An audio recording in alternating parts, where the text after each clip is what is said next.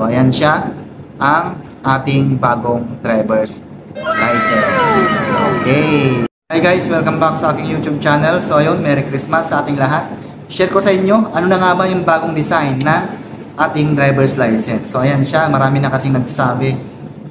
Ayan, ayan, marami kasi nagsabi yung bagong driver's license daw, bakit parang fake? Dahil nasanay tayo sa unang design ng driver's license na kapag inilawan mo, nagba-violet. Kung baka dark blue siya. Yung bago kasi ngayon, ay medyo yellowish na siya. So yan ang i-share ko ngayon kung ano na nga ba yung bagong features ng driver's license at kung paano malaman kung original pa rin ang ating mga lisensya. So nito nga, 2022, binago yung design ng ating driver's license. Actually, ganyan pa rin siya kalaki. Yung picture, andyan pa din, syempre. Ang kagandahan kasi ngayon, yung picture mo kapag nag-renew ka ng driver's license, yung picture mo dati, pwede mong gamitin para mas bata ka, di ba? So, pero kung gusto mong baguhin, pwede naman. Mag-update ka lang doon sa, kapag nag-renew ka, pipicturan ka lang doon ng panibago. Pero tatanungin ka kung gusto mong baguhin o hindi. Pero sa akin kasi, hindi ko na binago. Okay? So, ayan. Isa sa nabago sa bagong driver's license ngayon, itong sa ibabaw. Ayan. Dati kasi nakalagay dyan, driver's license na lang ngayon ang nakalagay. Ang nakalagay kasi dati dyan ay nakalagay non-pro driver's license or professional driver's license. So isa pa yun yung tanong ng mga bago nating ka-rides ngayon, mga ka-rides natin ngayon na wala na daw yung driver's license na non-pro at pro. So paano daw malaman? Siyempre tatalakayin din natin dito. So ayan siya, medyo may mga para siyang ano ng snake dito, para siyang may mga ano dito, parang sinulit. Ayan, para siya yung parang hibla.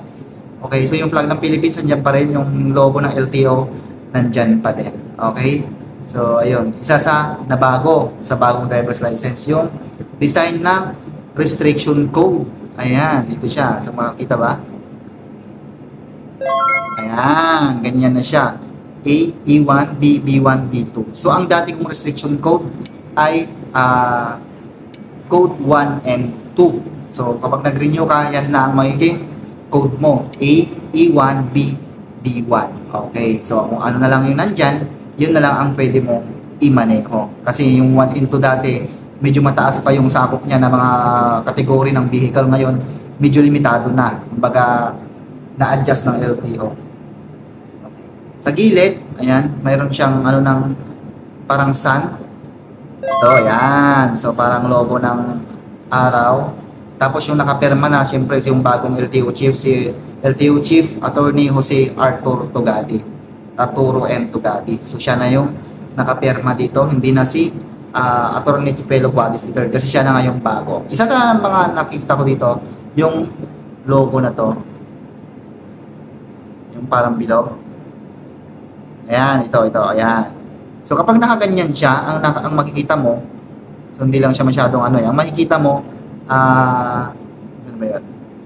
Ayan, ang makikita mo pag nakaganyan ay Republika ng Pilipinas. Okay, kapag nakaganyan naman, medyo tinabingin mo ng konti, ang makikita, hindi siya kasi kita sa video masyado, pero makikita mo kapag tinabingin mo ng konti, ayan, LTO na logo na pabilog. Kapag tinanong mo pa ng konti, LTO na pabilog na may triangle sa gitna, tapos may LTO logo sa gitna. Tapos pag ginano mo pa, LTO ulit na may parang ginto, para siyang may gold, ay copper na sticker o glitters na design. Pero smooth siya.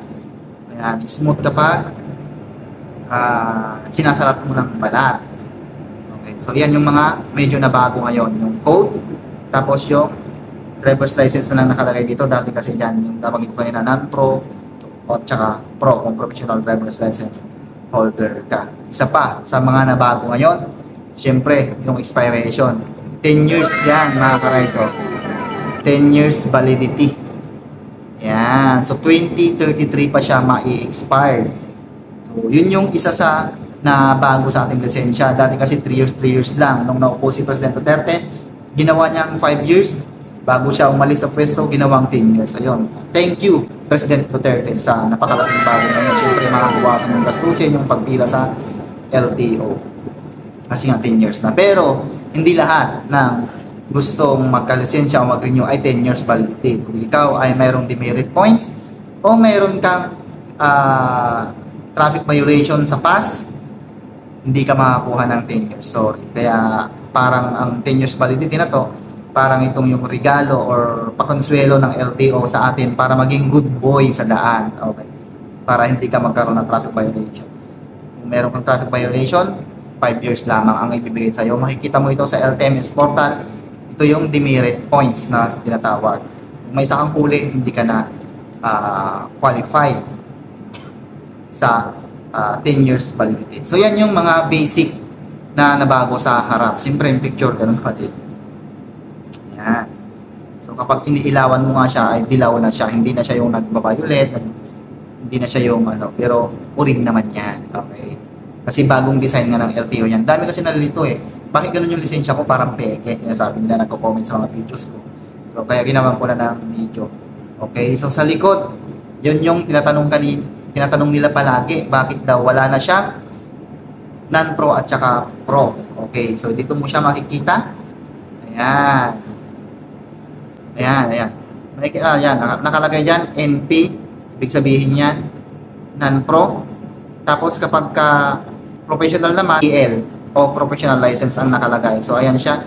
Ibig sabihin, ang license na ito ay NP, non-pro. Tapos nakalagay MT at AT, ibig sabihin, pwede akong mag-drive ng automatic at manual transmission na code na A, A1, B, B1, B2, which is ito nga yung mga tricycle, motor, single, yung mga 4 wheels.